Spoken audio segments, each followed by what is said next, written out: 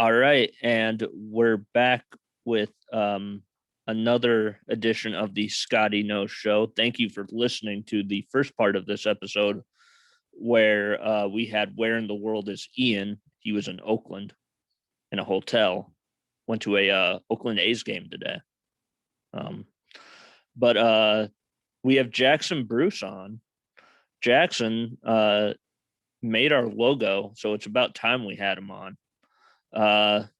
Jackson, if you could tell the people a little bit about yourself.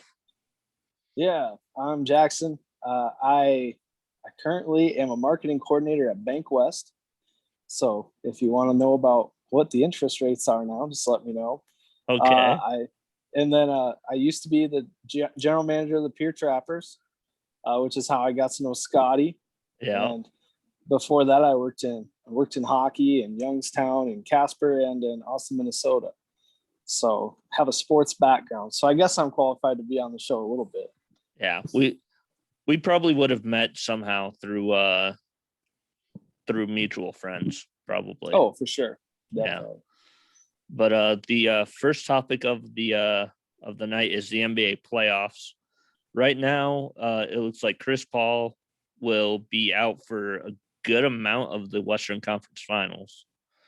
And Kawhi Leonard looks like he's got an issue. What are your thoughts? Well, it's bad news for the Clippers, first of all.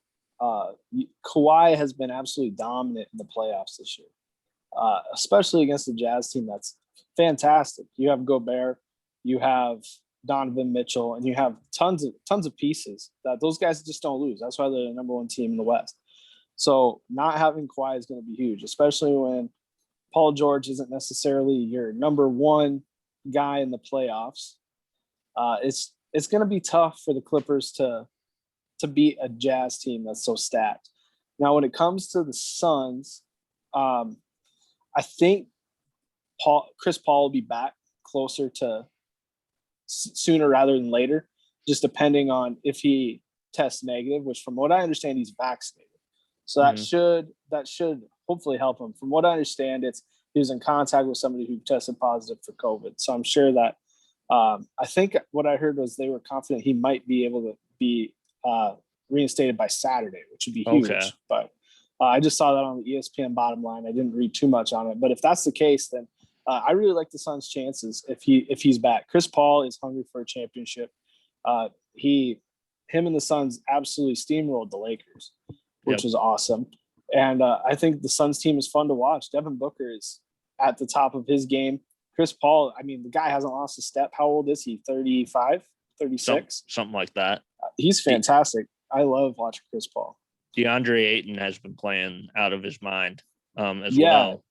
It's good too, because I root for DeAndre Ayton. Being the number one pick isn't easy. I'm excited to see he's doing well, and I like the Suns. They've had so many good teams in the past with Stoudemire, Marion, and Nash that you just kind of root for them. You hope that they do well because they deserved a championship back then. I hope they can get it done this year.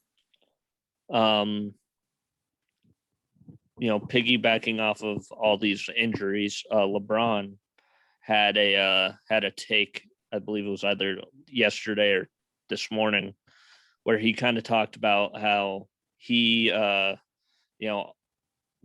players didn't have enough rest or something like that. They didn't have, enough time in between, the off season and stuff. And I just want to know what your thoughts are on that. LeBron thinks he's the smartest guy in the NBA. That's pretty much what I had to say about it. I mean, I like what LeBron does for communities when it comes to sending kids to college and doing what he's done in Akron and Cleveland.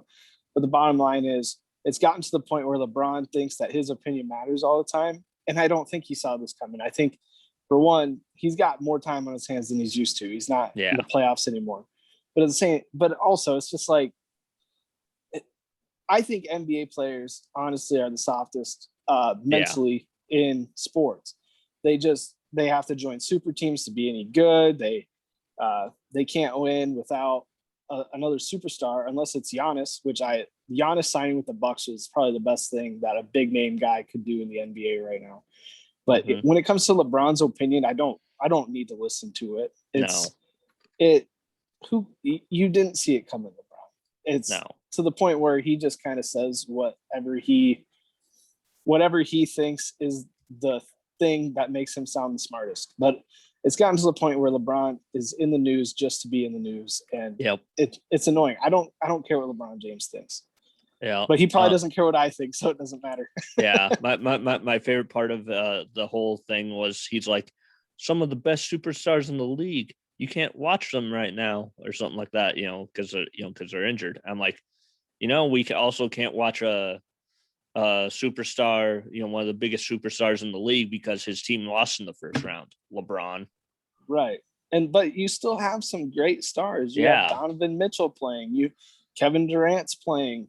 James Harden, which I never thought I'd see James Harden come back from an injury to actually play. So, I rip James Harden all the time, but that takes guts. So you got Harden, you got Durant, you got Donovan Mitchell. Those are three of the best players in the NBA. LeBron's just mad he's not there. His former teammate Kyrie. Well, injured. Kyrie's injured. Yeah. Well, also Kyrie. We all know about Kyrie's mental toughness. Yeah. It ain't there. It's not there. Yeah, and it's not, and we're not, kind of making light of, legitimate mental health, right players. No. So like DeMar DeRozan and Kevin Love have done wonders for that. So shout out to them. But nothing about mental health necessarily. No. It's about being mentally prepared for the game and being willing to do what it takes. Michael Jordan, for instance. Michael Jordan did whatever it took to win basketball games. Tim Duncan, Dirk Nowitzki, it has nothing to do with mental health. It has everything to do with mental strength, because you can you can have mental health issues but still be mentally strong. It has nothing to do with that. But when it comes down to it, Kyrie's not focused. And that's what it all comes down to. He's focused on everything else. He's focused on what the fans are doing. He's focused on what his teammates aren't doing. And that's what it comes down to. I think Kyrie Irving is one of the least likable players simply because I don't think he wants to win that bad. And you can just tell by his mental state when it comes to how he approaches the game. Yeah. Charles Barkley announced today or this week on a radio show, I think it was 106.7 The Fan in Washington. He is going to retire or, walk away from NBA on TNT when he turns 60. He's 58 now. Part of the reason is, people they're not allowing him to kind of, make the jokes that he wants to make. He can't make fun of San Antonio women being fat anymore, is one of the things he said. His bosses at TNT didn't like that. So he's like, why would I put up with that? So, yeah. So, yeah. Your thoughts? Well, I love Charles Barkley. I do. And I understand his brand of humor isn't for everybody. One thing I do know about Charles Barkley, he's actually a very intelligent individual. So, actually, I would love to see if he would make a second career in politics because his political views are fantastic. But when it comes down to it, Charles, it's like you can't make those jokes.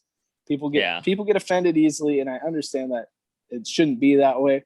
But adjust to the times, I guess. But I hope he does something because I know that he can do something and make a difference outside of basketball just because of his intelligence level. And he doesn't mess with the BS when it comes to, listening to people in the media all the time. And I really like Charles Barkley. I hope that he goes on and do something really cool after he's done. Yeah, the chemistry that the NBA on TNT has, the crew has, Shaq, Kenny, Ernie, Chuck. I don't think anything comes close. Like none of the NFL shows, with the exception of maybe NFL on Fox. Maybe that's close, but it's not. I love the NBA on TNT.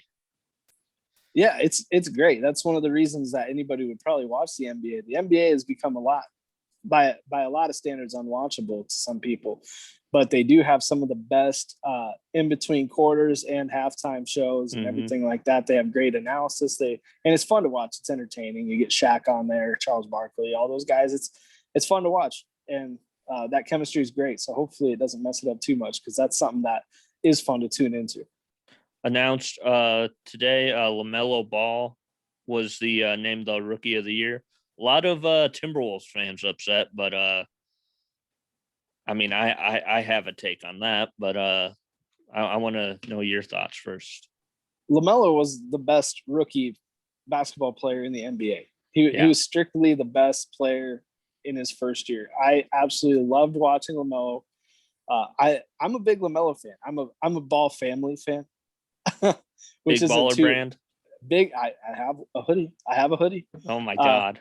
But I love LaMelo. He's matured so much. And he plays a good style of ball, and he's still a little raw, but he helped the Charlotte Hornets do things that they haven't done in a while. And I thought he was fantastic this year. I understand Anthony Edwards, but I don't think in Anthony Edwards, he had a longer period of time to play because he didn't get injured. I don't think he had the wow moments that LaMelo had. And I think LaMelo, I think he's surprising a lot of people. I don't know if a lot of people thought he could do what he's doing, but and this is just a sample. We haven't seen what LaMelo can do. I think it was the right choice. And I know that, I mean, Rookie of the Year, MVP, yes, it's a player award, but in a way it's almost a team award in a lot of respects. Like you look at Jokic, because Jokic won the MVP. He said it was a team award. As good as Anthony Edwards was, the Timberwolves sucked. They stink. They're bad. Yeah. They were 13th in the Western Conference, given the Western Conference is stacked. But I mean, still, like. But with a team that has D'Angelo Russell, Karl Anthony Towns, and Anthony Edwards, they should have been a lot better than what they were. Yeah. So I mean, that's my take on it. But Stan Van Gundy also got let go by the New Orleans Pelicans today. You think he's coming? You think he's going back to ESPN? He might be. He's the Tony La Russa of basketball right now. He's behind the times. I don't know. He probably can break down the X's and O's really well. So he might go back to ESPN. I'm not sure. Jeff Van Gundy, he's on ESPN still, ain't he? Yep. Yep. Just join him. So also in other basketball news, your dad's best friend Jason Tatum announced he wants to play in the Olympics. My dad's best friend Jason Tatum. I love that. Yeah. It's probably because my dad called him up and said, "Hey, you need to go play for the red, white, and blue." That's exactly what happened. He said, "Remember that time we were in the elevator together out in Indianapolis? We need to make sure that you go and play overseas so we can bring home a gold medal." So that was my dad's doing. Thank you, Dad. Yeah. In baseball news, you're a Red Sox fan. The Red Sox and Braves were playing today, and people still do not like Angel Hernandez. So he was apparently making some bad calls. He actually made one of the best calls of the game. I was watching it earlier. Really? He did. So there was a play. Xander Bogaerts makes a great stop. I don't remember who hit the ball, but he was hustling down the line, and he made an off-target throw, which the naked eye looked like Bobby Dahlbeck was able to snag it. But Angel Hernandez called that he was off the base. And, I was watching the game. I was like, no way. Like, is he blind? And they showed the replay. And sure enough, Bobby D was probably off the bag by a couple inches. Okay. And the fact that he was able to catch that, most umpires, when they're umpiring, they do look at the foot and then they listen for the pop before the bag. And he did exactly what he needed to do there. And it was probably the best call of the game. I haven't watched the rest of the game. I don't know how it's going, but yeah, it was actually a really good call by Angel Hernandez. I'll actually give him that one. Yeah. Well, he was trending on Twitter for negative reasons. Always is, though. I understand. It makes you wonder, who do you think the internet hates more, Angel Hernandez or Joe West? Oh, Angel Hernandez easily. Joe West is way too easy to make fun of. Angel Hernandez, like people actually hate that guy. Yeah. Joe West has a country music album. Really? Yeah, Cowboy Joe West. He actually has a country music album. Oh my God. If you ever want to listen to Joe West sing, he's got a country music album. I'm sure it's on iTunes and stuff. I don't know, but you got to check it out. Okay. So in other baseball news, there's the whole spider tack controversy, the sticky stuff. What's your thoughts on all of that? The spin rate on balls is way too high, especially on guys like Bauer and Garrett Cole, where it wasn't ever like that before. So there's an issue there. And those guys have been dominant the last couple of years. So you kind of have to look at how their spin rate gets to be that point.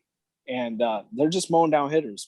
And hitters are hitting at an all-time low clip, which I don't think is necessarily because of pitching being that good. I think it's the fact that launch angle and exit velocity have become such an important role. So instead of beating the shift, you're beating the shift is hitting it over the shift. And so I think that strikeout rates have become so high, mostly because of the approach at the plate. But I don't want to see guys who shouldn't be up there with guys like DeGrom, which DeGrom got injured today, which is unfortunate. But it's I think good pitching is good for the game, but you gotta be a good pitcher. Trevor Bauer, I'm sorry, I like Trevor Bauer, but he's not this good. No. He's never been this good. You don't just become this good when you're 30 years old. It just doesn't happen. So I'm unless you're Randy Johnson, but he was different. He was built different. Yes, but guys like Trevor Bauer and Garrett Cole recently, just to name a few, I'm sure there's a bunch more, but I like it. I like getting that out of the game. And I think their procedures to do it are pretty good. It's nothing too distracting. You just get a check or two during the game. But I think it'll be good for the game. But at the same time, MLB needs to quit messing with stuff. When it comes to the ball, it's juiced 1 year, is dead another year. It messes with guys' stats. It depends on the free agent class. Pete Alonso talked about it. If there's a free agent class that's going to demand money, they juice the ball up. And if it's a weak free agent class, they're gonna deaden the ball, and that's not fair to guys who are trying to make money, trying to get arbitration. They're trying to get their best contracts, and if MLB keeps manipulating the exact thing that they use the whole time, it doesn't help anybody's cause. In other news, I'm sure you've listened to the show. We go all over on different topics. Victoria's Secret announced today that they're no longer going to have angels, and they're no longer going to have their models have wings. I think Megan Rapinoe and a few others are doing helping out with a redesign of Victoria's Secret, a rebranding. Your thoughts? I mean, my first thought is who cares? My second thought is Megan Rapinoe likes to really get her. She's a LeBron type. Yeah. She's a LeBron type. I thought that this was going to go in is this a religious undertone thing that they don't like? Or I don't know. All I saw is that it was trending on Twitter today. So I guess I don't know what to think about it until I see the whole story. But yeah, my first thought is I don't really know. I don't watch the Victoria's Secret fashion show or anything like that, but I guess if it needs change it. But if it doesn't, don't fix something that ain't broke. Yeah. Caller Daddy is leaving Barstool Sports. They're gonna have a Spotify exclusive. Alex Cooper got paid $60 million by Spotify to have her podcast exclusively on there. First of all, I doubt you've ever listened to Caller Daddy before, have you? I don't. But are you aware of it? Yes. Yeah, I'm a big Barstool fan, so I'm aware. So your thoughts? Good for her for getting that money. Yeah. But also, I don't think we're going to be missing much on the Barstool end. The ladies, though, that it's going to take a hit from Barstool's. It's their big female population. Maker. It's a big money maker for Barstool. Their female dollars are going to go down the drain.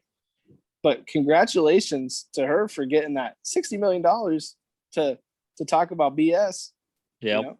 That's absolutely incredible. Bob and Tom have been doing it for years. You may as well get the bag and run on that one. Talk about glucks and stuff. Yeah.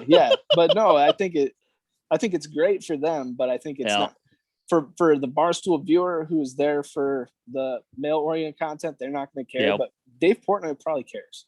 Yeah. I'm sure that's going to take it. His pocket's going to take a hit a little bit. I think because I was watching the Yak, I think it was either yesterday or today. They had the guys that Joe Budden just fired. They had them in the office, and I'm like, holy shit! Imagine if Joe Budden came over to Barstool. Dave Portnoy don't care. Yeah, straight up, he does not care at all. So he might be the only person who wants to hire Joe Budden to do anything. Yeah. And he'll go do it. He doesn't care if he's the villain. He doesn't care if he's unpopular, because at the end of the day, people are still going to tune in. And I love Dave Portnoy. He does a lot of great things for a lot of people. Yep. So you got to respect the grind and the hustle from that man. And if he's going to bring in Joe Budden, he might be the only person to do it. And he'll do it too. Yeah. Well, I've been hearing, every time some ESPN guy gets laid off or something, you always hear, this guy going to Barstool. The only one that I think could probably conceivably do it would be Paul Pierce. Yes. Yeah. Paul Pierce, after that video, he's perfect for Barstool. Uh-huh. In fact, Dave Portnoy might just let him do that stuff all the time. Yep. I forgot about old Paul. Paul, he was living his best life. ESPN didn't like it. Nope. Vince Wilfork's son stole $300,000 of his jewelry, including his Super Bowl rings. Vince Wilfork, of course, played for the New England Patriots. What's your thoughts on this? Have you seen Vince Wilfork? His son is about to get his ass whooped.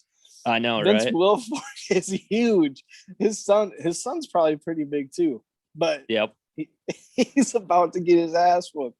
Like, what did you need that money for? Yeah. Oh my goodness! But if there's one guy in NFL history that you don't mess with, there's a few of them. But Vince Wilfork is definitely one of them. James Harrison is the other. James Harrison, Aaron Donald, guys like that. I wouldn't even think about going toe-to-toe with him. But Vince Wilfork, that guy's big. His son's got some nuts if he thinks he's going to go in and steal his dad's stuff and not get his ass whooped. Yeah. That's incredible to me, because I remember seeing Vince Wilfork. I was like, that is a big dude. He's not ripped like James Harrison, but he's a big dude. Oh, no. He'll smack you. There are rumors, and it feels like it's coming to fruition, of a 12-team college football playoff. Good. You like that? Okay, yes. Good. Yes, finally. Because I want Maction. I want Maction in the college football playoff. Yes. That's what I want. Give me Central Michigan and Alabama. Screw it. Let's do it. Exactly. Give me Central Michigan, Alabama, 1 versus 12, or it would probably end up being Well, I think the first 4 would probably get buys, right? Yep. So yeah, it'd probably be Central Michigan versus Oregon, but I'm still down for it because we need Maction in the college football playoff. And just the thought of Boise State, or actually the best idea, because I've heard the plan is, the first round, the higher seed gets a home game. Mm-hmm. So the thought of Miami having to go up to Madison to play Wisconsin in the snow would be hilarious. Yes. I love it. I love it. I want a team. I don't like Ohio State, but a team like Ohio State in that climate where they're the upper seed on a team like LSU or Alabama or Florida. That'd be great. We need it. Yeah. We need it. I'm tired of the climate control in college football. Yeah. We need more snow. I'm a Packer fan. We need some Lambeau flurries That's what we need in the college football playoff. We need Maction and Lambeau flurries. That's what we need. That's two things we need in the college football playoff. And a game of high importance in like the postseason in college football, it feels like it would just have a better feel than if they like, had the game in like the Superdome. Like, it would have like the fans would get an extra game that they could go to. I mean, if it's at LSU, those fans are going to be drunk. So yeah, I just don't like the neutral site stuff they do in college football all the time. Yeah. There's no home field advantage. I mean, a 1 versus a 4. We've seen the 4 beat the 1 a few times. Yep. There's no advantage to anybody, and there's no reward for being good. So I like it. I like the different climates. I like the fact that we could have Maction, Waction, whatever you want. And I think it would do wonders for recruiting for those smaller schools. Yes. If you can get guys to come to Central Michigan, I think it would actually, because you have them on a higher stage, that and that 12 teams can make a playoff, and making it so each conference is possibly represented, that you would distribute your talent all over the country and all over conferences to mid-majors and everything. Yep. Where I think that would be huge for recruiting, especially for a team like Central Michigan or Akron or Ohio. That would be massive. It does kind of, with the Power 5 conference champions all getting in, I think it kind of somewhat puts pressure on a team like Notre Dame to join the conference.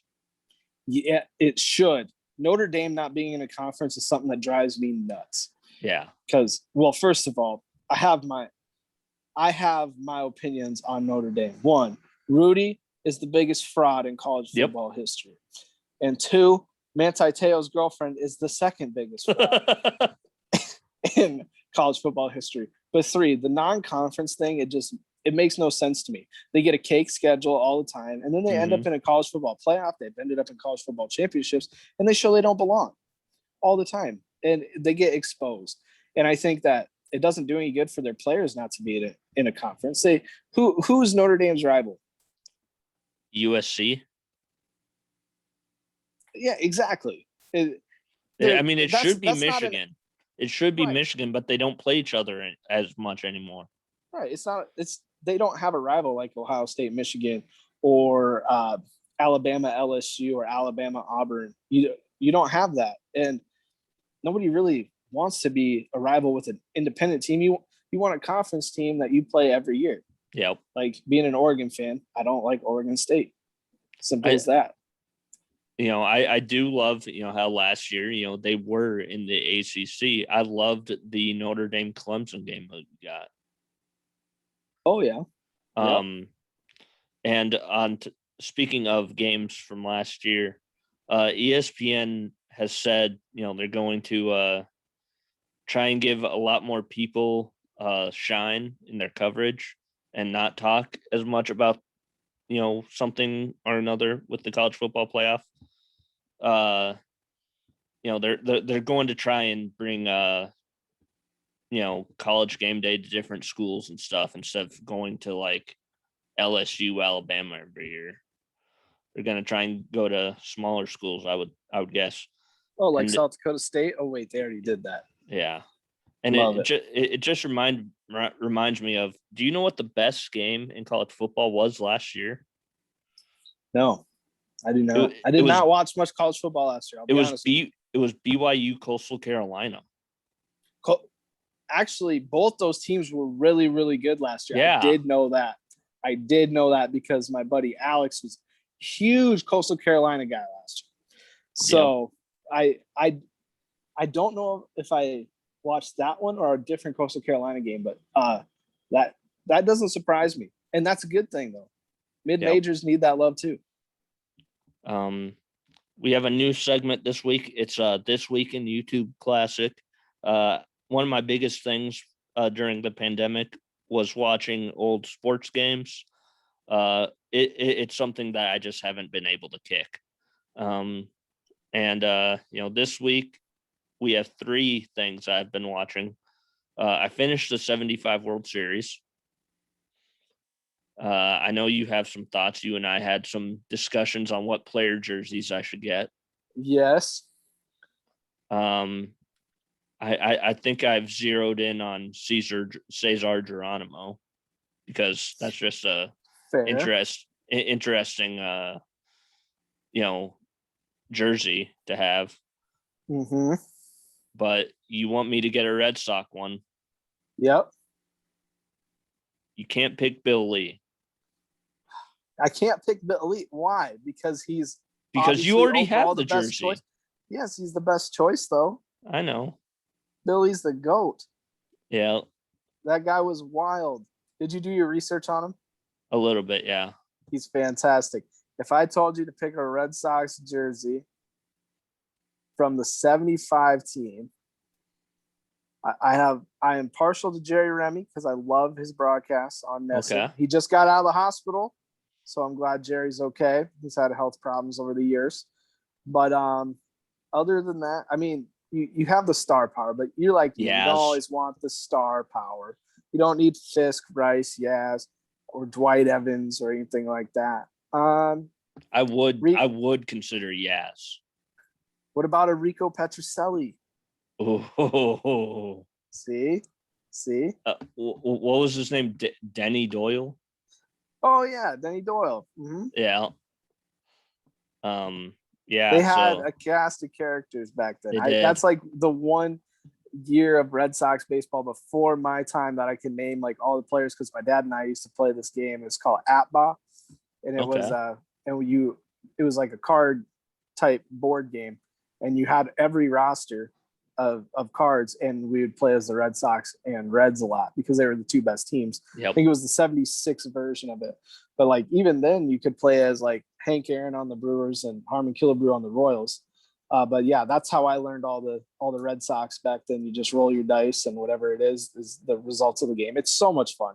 But yeah, I got to learn all the Sox from that one. So 75 Sox is one of the most fun teams to research, and that was a great World Series, even though the Red Sox lost. So you would pick 75 over 86 for a team? Yeah. Yes, I would. Okay. But I do like Bill Buckner. Buckner got a lot of flack for something that wasn't his fault necessarily. And they, that was a good team too. But I also am not a big fan of Wade Boggs. You know what? That's the one I would probably end up getting just to troll people. Roger Clemens. One of the best pitchers of his time. Best pitchers of his time. He was a fantastic pitcher. Oh yeah. I also watched an Indiana University of Kentucky game that took place in the Hoosier Dome in 87. It was around Christmas time of 87. The game was called by an interesting announce team. It was on color. You had Dick Vitale, of course. It was ABC Sports. But you also had Keith Jackson, which I did not know he called basketball. I didn't know Keith Jackson called basketball. When you hear him, I did not either. When you hear him, you think college football. Right. Yeah, I did not know he did. But if it's Dickie V, you're in for a good time, baby. Mm-hmm. I love that guy. And then I started watching games that I could find from the 76 season since I got done with 75 for baseball. And gotta get some water here. 1 second.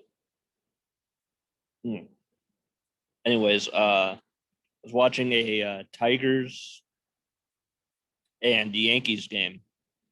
It was on I think it was ABC Monday Night Baseball, which is wild to think about. Monday Night Baseball on ABC. Yeah. And Bob Uecker was in the booth calling the game. Oh, classic. But Mark the Bird Fidrich from the Detroit Tigers played for 5 years. This game that I found was his coming out party. He won the game 5-1, and the game got over in an hour and 50 minutes. Oh, wow. Yeah. So We did that with the Trappers one time against the Big Sticks. really, Yeah, we had the silent auction for Zane Phelps after. oh, that's right. All of a sudden, went from the 6th inning to the 9th inning real quick. That was like the quickest game in Expedition League history that went all 9 innings. Yep. But yeah, he has become one of the more fascinating baseball players that I have discovered. Yes, he's very fascinating. Yep. He was just such a phenomenon. It was like Linsanity, but he did it for a lot longer. Yep. And he's posing with Big Bird on the cover of Sports Illustrated. He's doing everything. The colorful characters of 70s baseball are awesome. I love it. Oh yeah. So we now have our draft. We have top 5 draft here. TV and movie dad draft.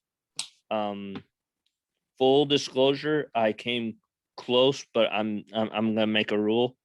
You cannot pick the San Diego Padres.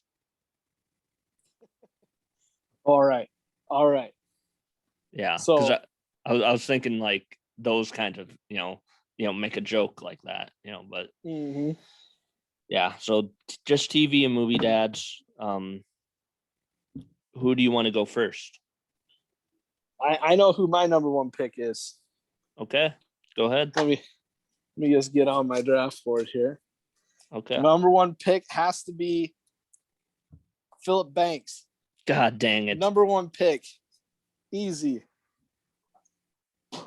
Oh my goodness. And explain your reasoning.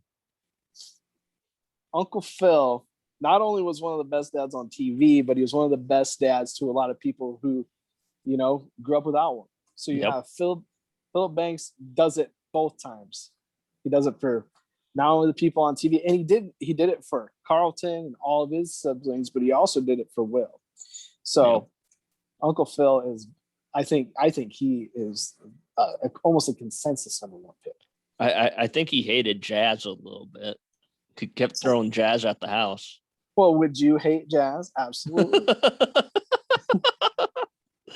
Oh, I love that show. That's a good pick. My number 1 pick, I mean, Uncle Phil is a very good number 1 pick. But if there's a 1A, it's Randy Marsh from South Park. He has become just integral to that show with Integrity Weed and everything, Integrity Farms. What? I thought this was America. All the quotes, all the episodes. I love Randy Marsh. I like it. He's a stereotypical type dad, type tough guy dad at times. Now, my next pick, I'm really proud of this one. I've got Phil Dunphy from Modern Family. Oh, okay. See, now so I'm going back to back Phils. That's a show I've never actually watched. You've never watched Modern Family? Nope.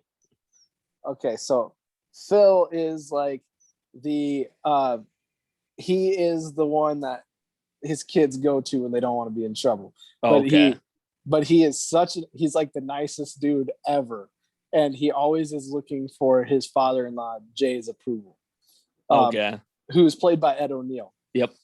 And so he's so funny, but he also, him and his son, Luke, are just a great tandem. They're funny.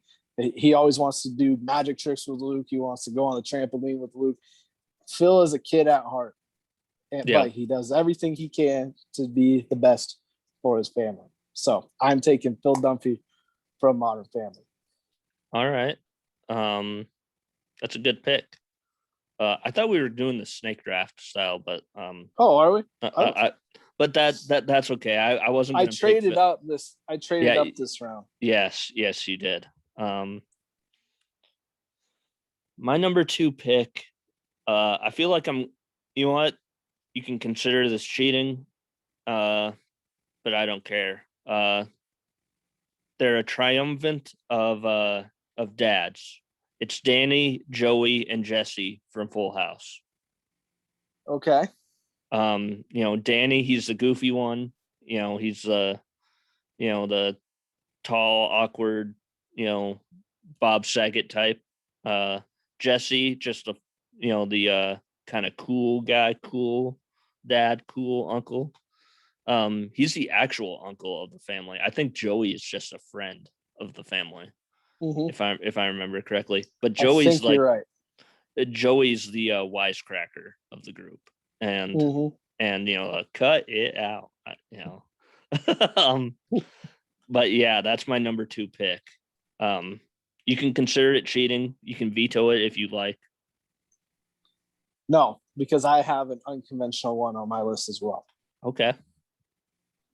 So, are we doing snake draft now? Or are we just going to go back and forth? Yes. We'll go snake draft. So my number 3 pick.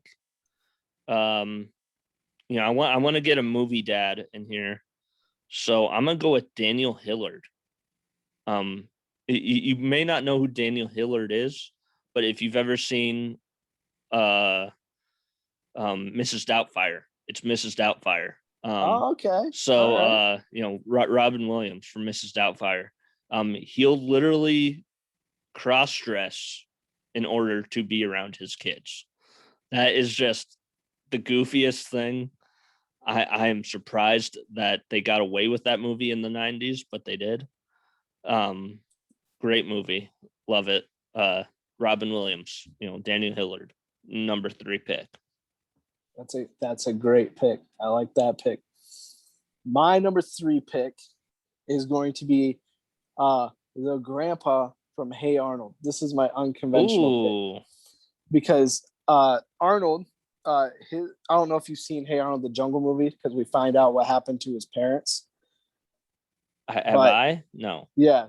Okay. So you find out what happened to Arnold's parents, but grandpa is, hold on. I just remembered his name is Phil too. So I've got 3 Phils. Oh, God. Yes. So Grandpa Phil, he always teaching Arnold. He was goofy, but he's always teaching Arnold valuable lessons. Arnold's family was unconventional, obviously, because the whole boarding house was his family. But Grandpa Phil was the one who,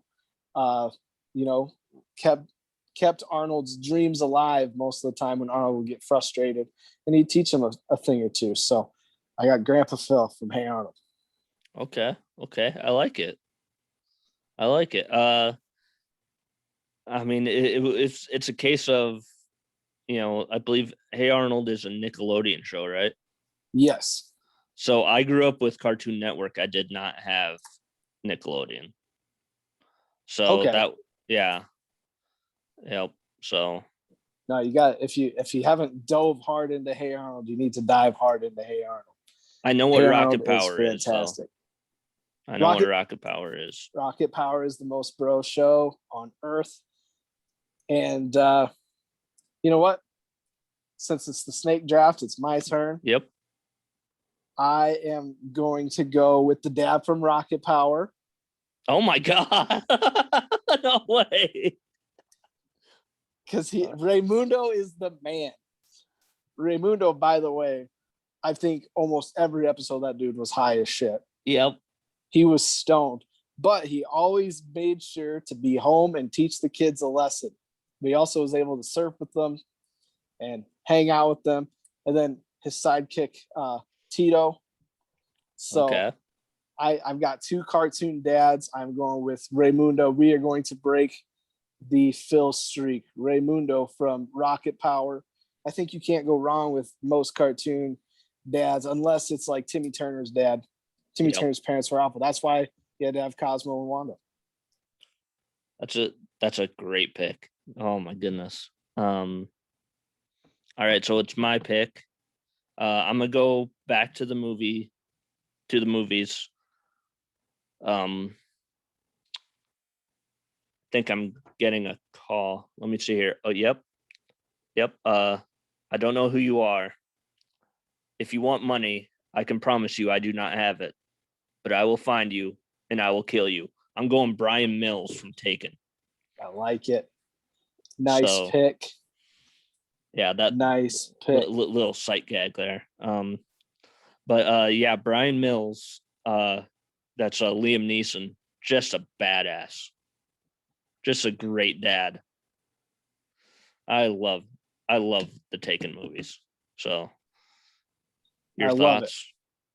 I can't complain about that. That guy goes above and beyond. He goes above and beyond, and that's a good pick. I like it. And you can't go wrong with Liam Neeson. No, but sometime I want to get you so drunk, Scotty, that you look and you're like, I'm gonna kick Liam Neeson's ass, just like Peter Griffin in Family Guy. All right, so it's back to me for my last pick. And there is a lot of great picks on the board. Still. Lots of great picks. I could go with the pick that if people know me, they know I would probably pick it, but I'm not going to. I'm gonna go with Mufasa from Lion King. That's a good pick. Because I mean, if it wasn't for him, Simba wouldn't be born and Simba wouldn't have become the Lion King. So, Mufasa. And on top of that, he's voiced by James Earl Jones. Yes. So that's always a good pick. That is a good pick. All right. So I've got a few that I've been like tossing around. Who do I want to pick? And I am going to go with Jim from Cop Out, Bruce Willis's character. Oh, have you seen Cop Out? I have, actually. Bruce Willis's character is his whole deal is he is divorced from his wife and they have a child and she's about to get married, and he the stepdad is a real dick, got a lot of money, and he's like, oh, I'll pay for the wedding, I'll walk her down the aisle, all this stuff. And Bruce was like, no, you won't. I'm going to sell my most expensive prized possession, this Andy Pafko baseball card, mint condition. And so he's going to sell this so he can fund this whole $50,000 wedding, which is an absurd amount of money. An absurd amount of money for a wedding. Mm-hmm. And so then right as he's about to do it, he gets robbed by Sean William Scott. And we are on to a whole nother level of craziness. Oh, that's right. He is in that movie. But in the end, Bruce Willis was not able to pay for his daughter's wedding, but Tracy Morgan's character, right as he's about to give away his daughter for marriage, they both stand up, and Tracy Morgan puts a gun into the small of the stepdad's back. He's like, you better sit down. And Bruce Willis got to do everything that he wanted to do before he got robbed of his baseball card and had to take down a whole drug cartel. So he's willing to take his most prized possession so that he could pay for his daughter's $50,000 wedding. It's an insane amount of money. It's crazy. Wow. You're going to take out a loan to pay it for your wedding? Ridiculous. What is an average wedding? Like $10,000? 12,000 probably. Yeah. But yep, that's your top five. So let's recap the top five. My top five were Randy Marsh, Danny, Jesse, and Joey from Full House, Daniel Hillard from Mrs. Doubtfire, Brian Mills from Taken, and Mufasa from Lion King. Your top five were Uncle Phil from Fresh Prince, Phil Dunphy from Modern Family, Grandpa from Hey Arnold, Raymundo from Rocket Power, and Jim from Cop Out. Yes. So here are the dads, the TV and movie dads that we did not pick that I have on my honorable mentions list. Alan Matthews from Boy Meets World. Like that pick. I am a big Boy Meets World fan. I like that one. Carl Winslow from Family Matters. Yes. Yep. Eric Taylor from Friday Night Lights. Okay. It's my favorite TV show of all time. I have to put Sandy Cohen from the OC on there. Red Foreman from. Oh, why didn't we pick Red? I What were we know. thinking? I know. There's nothing better when it comes to tough love and getting a swift kick in the ass. Yep. I love Red Foreman. Red Foreman from that 70s show. Hank Hill from King of the Hill. Hank Hill's a great pick too. Peter Griffin, Family Guy. I wouldn't put him in my top dads list ever. Really? Yes. Homer Simpson, obviously. And then if we go back to the movies, I mean, Darth Vader's his dad. It's true. But I wouldn't put him in my dad's list. He's so mean. just like Peter, he hates Meg so much. Yeah. Do I think he's funny? Yes. Do I put him as the best dad? No. But he's always scheming. It's always funny. So is there any honorable mentions that I did not list? Marlin from Finding Nemo was a good one. Yep. He did whatever he could to get Nemo back. Yep. So I'm a big fan of Marlin. Okay. You named a lot of the good ones. A lot of the good ones. I did. Man, Red Foreman should have made one of our lists. I know. It's one of those lists where you're like really thinking hard. Yeah. And it's like you blank out on so many of them. I wanted to try and have as much representation from movies as I did from TV. So that was kind of my strategy. I tried to kind of go off of people that wouldn't necessarily. My first two picks were like, all right, those two, like Uncle Phil is like number one in everyone's standings. Like you give me number one overall, he's gonna be number one overall. But Phil Dunphy, I think I had to put him in. It was like I've been watching Modern Family. He's fantastic. He makes me laugh. He is great. I highly recommend it. And it's like 11 seasons, so it's like you can't get through it too terribly quick. So it'll keep you going for a bit. And this show is just great. And then I wanted to do some cartoon dads because I think the cartoons are because the kids watch them and they like to see that stuff. And they like to see those supportive parents. So like Raymundo, even though that dude was baked out of his mind all the time, he still was able to teach Otto and Reggie lessons all the time. So good for him. That's a reason to legalize it. Fantastic dude, even though he's baked. Listen, Christy. Yeah. Raymundo's coming. But then and that's kind of why I picked those ones. Okay. Yeah, I just remembered one, but like I you ever remember one and then it just like leaves your mind and you're just like I just had a moment like that.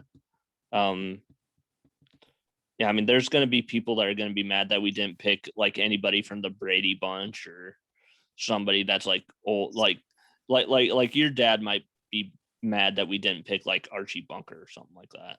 I thought about picking Dr. Huxtable, but let's be honest here, that's probably not the best idea right now. God, yeah. And there's also going to be people that Al Bundy. Oh yeah, Ed O'Neill again.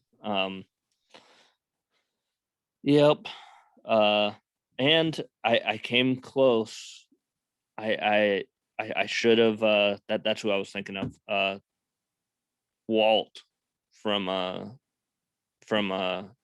think that's his name. Walt from Breaking Bad. Oh, okay. Yeah. Who is also Hal in Malcolm in the Middle, Bryan Cranston. Yes. Yeah, he's the ultimate. Yep. That guy is wild. I like that. There's another one, Michael from Lost, even though he's always losing Walt. Walt. You can't lose your kid that much, man. I tell you what. Yeah. But he finds a way to do it. And they're on the same island. That's a dangerous place to be losing Walt. But he always cared. So if we did the inverse of this and did like our least favorite TV and movie dads, Grandpa Joe from the freaking Charlie and the Chocolate Factory. That guy is the biggest freeloading sack of shit. That He guy can is the suck a biggest fat one. freeloading sack of shit. He's horrible. He's horrible. He's Oh my goodness. oh my god, I hate him. Oh, Robert De Niro from the Meet the Fockers movies. He's fantastic. Oh my god. He is so funny. He's always catching Ben Stiller doing Yep. stuff he shouldn't be doing. I've got nipples, Greg. Can you milk me? Oh, and then their cat. The cat Yeah. is smarter than Greg all the time. He can flush the toilet on his own. Oh, I love that movie so much. I don't watch that nearly as much as I should. It's one of those movies. It's like Austin Powers. You know, you see it maybe every like 4 or 5 years, but when you see it, it's hilarious every single time. Oh man, Meet the Fockers, Meet the Parents, and then I don't remember what the other one is called. I've seen all three though. It was Meet the Fockers, Meet the Parents. Oh God, what was the third one? But they're all funny. They're all hilarious. Yeah. You know, there's a bunch that we probably missed, but I mean, those are the breaks, as they say. So, Yep. Do you have any final thoughts before? But by the way, stay on after this is all over and everything. But Okay. do you have any final thoughts? I don't think so. I'm just happy that I got to come on the show. Oh yeah, you said this is a summer highlight. This is a summer highlight. Yes, I'm going to Arizona, but this is a summer highlight. So good thing about you going to Arizona, I now do not have to consistently search for you at Hawaii days now. Yes, correct. That is true. We've seen each other at Hawaii days, I'm sure, if we remember. Yeah. If we remember. Yeah.